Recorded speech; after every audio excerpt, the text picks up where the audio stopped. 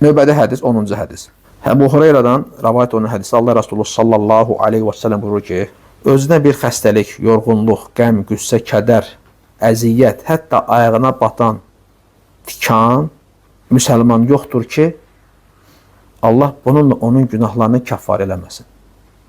O müsəlman ki, bax, görsən, qəm, qüssə çəkir, ola bilir, əziyyət çəkir. Hətta ayağına batan tikan sayəsindədir Allah-u Teala onun xətalarını bağışlayır, xətaları üçün bu nədir? Kəffarədir. Bəli, yorğunluq, xəstəlik, qəm, qüssə, kədər, ayağa batan tikan müminin günahları üçün kəffarədir. Allahın bizə olan lütfü deyilmi? Görürsən, bəzən günah edirik, tövbə eləməmişik, unutmuşuq, yadımızdan çıxıb. Bəzən bir günah edirsən, görürsən, fikirləsən, heç olmazdı, indi bir günah elədim də, kiçik günahdır məsələn. Fərqinə varmırıq da, düzdürmü? Lakin görürsən, bu əməllər günahlara kəffarədir. Bəzən tövbə eləməksən, unudursan, yaddan çıxdı, getdi. O qədər günahlarımız olur. Yolda gedirsən, maşın üçün əsəblərsən, bəlkə neçəsinin haqqına girdin.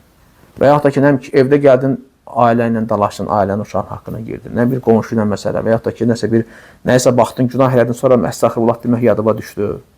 Və yaxud da ki, o qədər günahlar var ki, məsələn, insan fikirləşir şəklində kiçik günahdır və yaxud da tövbə eləyərəm.